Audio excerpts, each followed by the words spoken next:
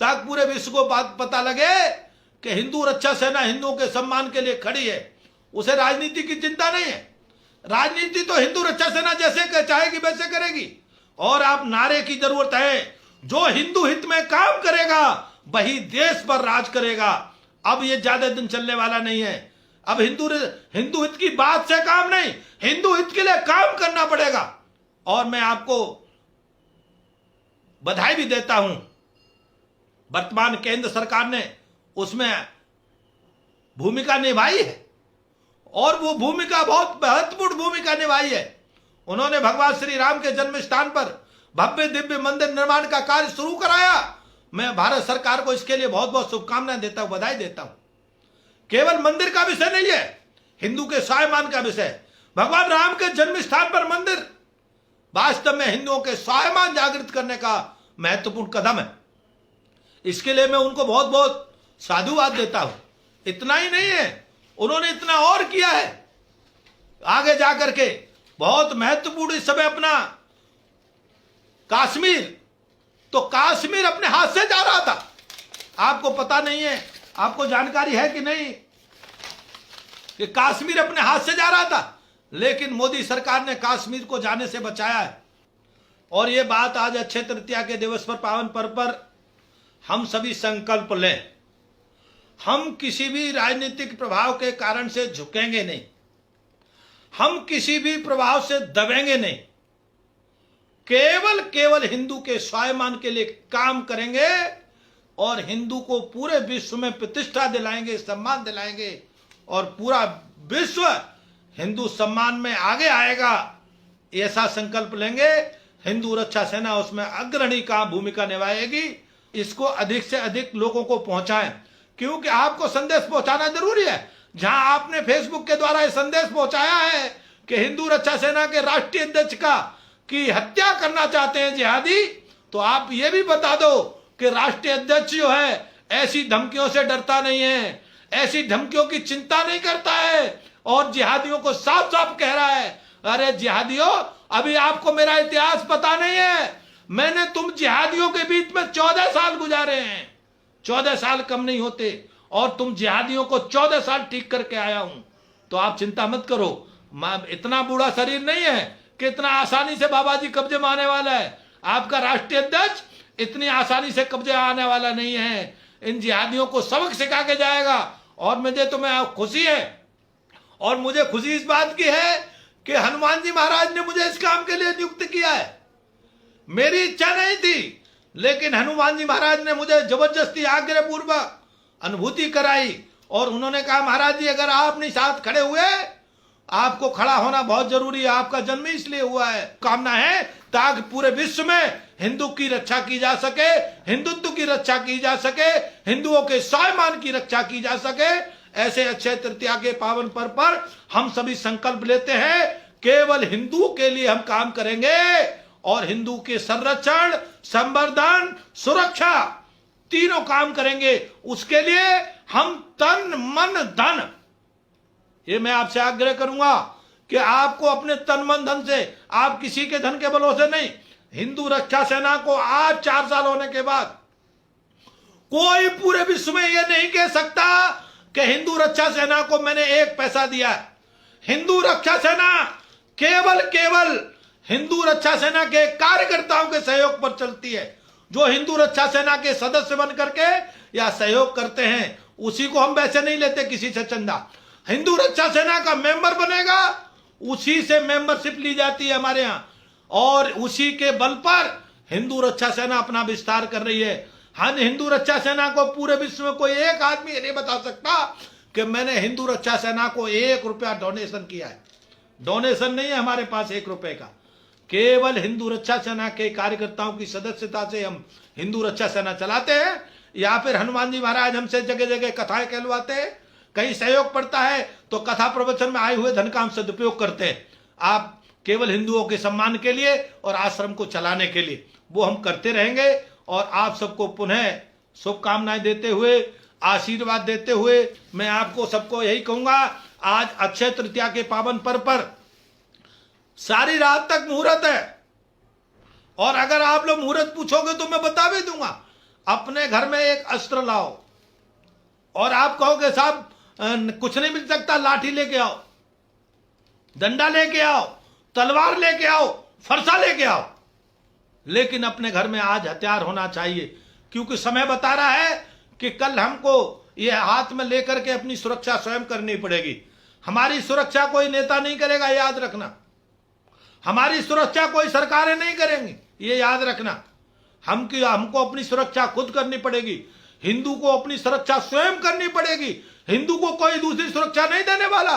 इसीलिए मैं आपसे पुनः आग्रह करूंगा, आप अपनी सुरक्षा के लिए खड़े हो जाएं। आज अक्षय तृतीया का पावन पर्व है, भगवान परशुराम का भी जन्मोत्सव है, और भगवान परशुराम से वास्तव में आपके भगवान है, 24 अवतारों में एक भगवान परशुराम है। उनके हाथ से कभी अस्त्र हटता ही नहीं है।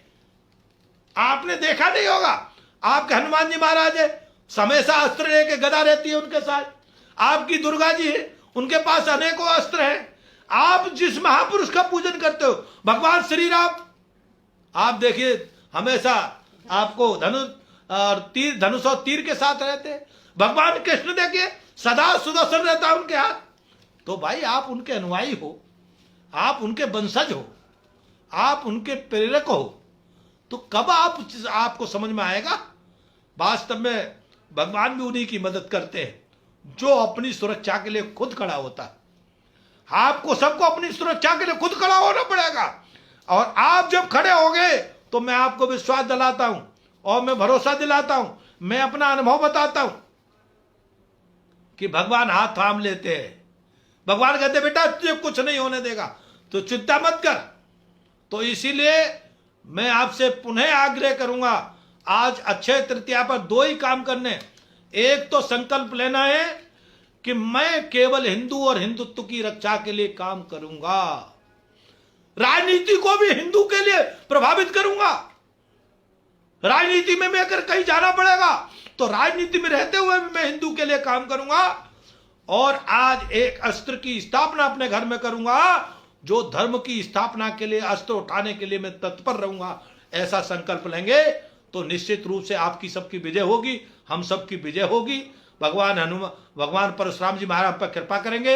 हनुमान जी महाराज की आप पर सब पर विशेष कृपा है, क्योंकि हिंदू रक्षा सेना का काम हनुमान जी महाराज की विशेष कृपा से चल रहा है। इसीलिए मैं आप सबसे निवेदन भी करूंगा, आग्रह भी करूंगा कि आप कम से कम कोई कार्य करें तो कम से कम हिंदू रक्षा सेना के कार्यक्रम करने पर हनुमान जी महाराज का पूजन, वंदन और स्मरण जरूर करें, क्योंकि आप ऐसा करेंगे तो आपको शक्ति मिलेगी, सामर्थ्य मिलेगी और सारे जीवन की बाधाएं दूर होंगी। मैं आपको एक और बता देना चाहता हूं, आप अनेकों शास्त्रों का अध्ययन करो न करो, लेकिन आप अपने घर में नियमित रूप से अगर हनुमान चालीसा का पाठ करोगे तो निश्चित रूप से, और मैं आपको बताऊं सामूहिक रूप से अगर आपने 10-15 मिनट लगते हैं मात्र, और आरती अगर नियमित रूप से आपने शुरू कर दी तो आपके घर में कोई व्याधा नहीं रहने वाला। नासे रोग हरे सब पीरा, जपत निरंतर हनुमत वीरा। जो हनुमान जी महाराज को जपता है उसके घर में कोई कष्ट कलह नहीं रहता। इसीलिए मैं आपसे आग्रह करूंगा, मेरा अपना अनुभव है, मैं बड़ी बड़ी बाधाओं से निकल के आया हूं। मेरे खिलाफ राष्ट्रीय और अंतर्राष्ट्रीय बड़े बड़े षड्यंत्र होते हैं, मैं वह बात बोलता हूं जो हिंदू हित में हो, उसके लिए मुझे कोई डर नहीं लगता। आप सब लोग जानते ही हैं, 1 साल 9 महीना मैंने अमित शाह को और मोदी जी को एक ही बात याद दिलाई थी कि भाई 2014 में हमने आपको सरकार बनाई थी तो केवल इसलिए सरकार बनाई थी कि हिंदुओं ने आपको वोट दिया था और आपने कहा था हिंदुओं का ऋण अदा करेंगे। तो मैं उनसे बार बार पूछता रहा कि आपने हिंदुओं से जो कर्जा लिया है वो कब दोगे। तो उनका 2018 में आखिर में समाचार आया कि 2019 में हम कर्जा लौटाना शुरू कर देंगे। महाराज श्री, आप हमको कम से कम इतनी कृपा करो कि 2019 में दोबारा सरकार बन जाए। हम वादा करते हैं कि 2019 में जो हमने वोट लिया है हिंदुओं का, उसका कर्जा उतारेंगे। और वास्तव में उन्होंने कर्जा उतारने की प्रक्रिया प्रारंभ की है, इसीलिए मैं उन्हें धन्यवाद देता हूं। मेरा मोदी अमित शाह किसी नेता से कोई लेना देना नहीं है, मैं केवल उनको इसलिए सम्मान करने की बात कर रहा हूं कि कोई अगर आपके साथ कदम बढ़ा के, एक कदम बढ़ा के चले तो फिर आपको उसके साथ भी कदम बढ़ा के चलना चाहिए। कई छोटी मोटी बातों को हमें ध्यान नहीं देना चाहिए कि आज रोजी रोटी नहीं है, कल रोजी रोटी हो जाएगी, ये सोचना चाहिए। लेकिन हम नहीं रहेंगे तो क्या होगा? विचार करो, आज कश्मीर से जो 35 लाख लोग हिंदू आए, वो करोड़ों रुपए छोड़ के आए, वहां बड़े बड़े आलीशान छोड़ के आए घर। यह आज पूरे देश में स्थिति हो रही है, लोग घर छोड़ने के लिए मजबूर हो रहे हैं। जहां जहां जिहादी बढ़ जाते हैं, मुजफ्फरनगर में देखो मोहल्ले खाली हो गए, मेरठ में मोहल्ले खाली हो गए। ये तो कहो योगी की सरकार आ गई, नहीं तो बहुत तेज गति से गांव और मोहल्ले खाली हो रहे थे। कहां जाओगे, कहां तक भागोगे? ये हम आप सोचो। आपके लिए केवल फिर समुद्र में डुबकी लगाने के अलावा और गंगा जी में डुबकी लगाने के अलावा कोई दूसरा स्थान नहीं है। पूरा विश्व में आपको हिंदू के नाम पर केवल एक ही देश है, और वो भारत है। ये हिंदू राष्ट्र है, इसमें कोई संशय मत करो। अपना अधिकार लड़के लेना पड़ता है। आपका अधिकार 1947 में निश्चित हो गया है कि जो हिंदुस्तान और पाकिस्तान का डिवीजन हुआ था, उसका आधार ये केवल एक ही था। देश के मुसलमानों ने कहा था हम हिंदुओं के साथ नहीं रह सकते। हिंदुओं ने नहीं कहा था कि हम मुसलमानों को नहीं रख सकते, और उन्होंने पाकिस्तान बांट लिया था, और चलो धोखा करके वो यहां रह गए। तो अगर रह गए हो तो भाई हिंदुओं के साथ तालमेल बना के रखो। ये देख करके रखो कि दूसरे की जगह में रहते हो, दूसरे के घर में रहते हो, और दूसरे के घर में रहते हो तो उसी तरह रहो। और कहते हो कि हम इसी देश के हैं, तो इसी देश का तो केवल हिंदू है, जिहादी नहीं है। आप हिंदू की तरह रहो, जैसे इस देश का हिंदुत्व रहता है, हिंदू रहता है, आपको भी उसी तरह रहना होगा।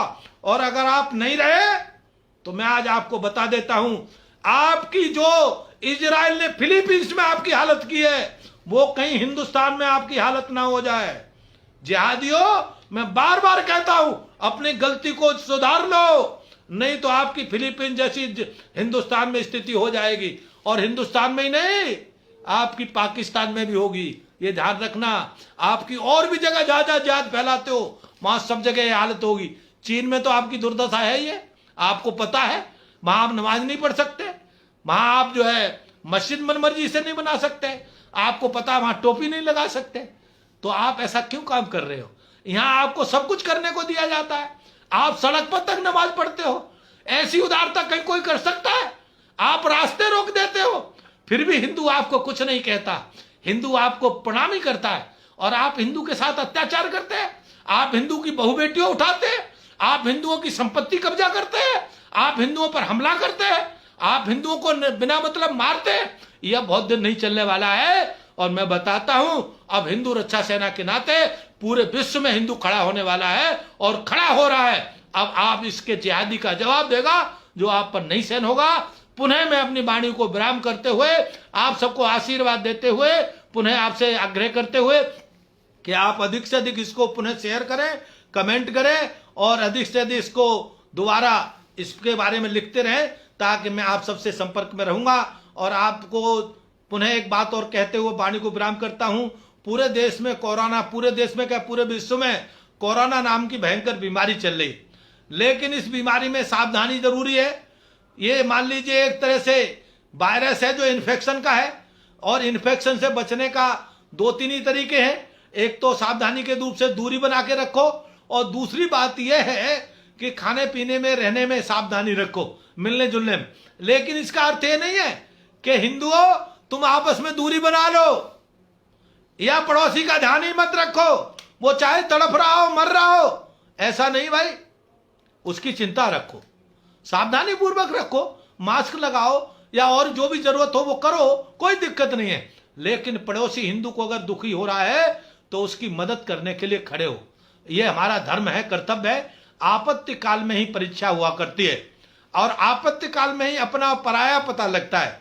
और मैं हिंदू रक्षा सेना के आप सब कार्यकर्ताओं से भी निवेदन करूंगा कि आपका पड़ोसी हिंदू दुखी न रहे। अगर पड़ोसी हिंदू को कोई परेशानी है, खाने पीने की, रहने की कोई बीमारी है, आप उसमें बढ़ चढ़ करके हिस्सा लो। और अगर आपको कहीं कोई दिक्कत आ रही है तो आपके पास, सबके पास फोन नंबर मेरे रहते हैं, और आप मेरे को संपर्क करो। मैं जितनी भी सामर्थ्य हो सकते हैं मैं भी आपको सहयोग करूंगा। इन्हीं सब शब्दों के साथ मैं अपनी वाणी को विराम देता हूं। जय हिंदू राष्ट्र, जय हिंद,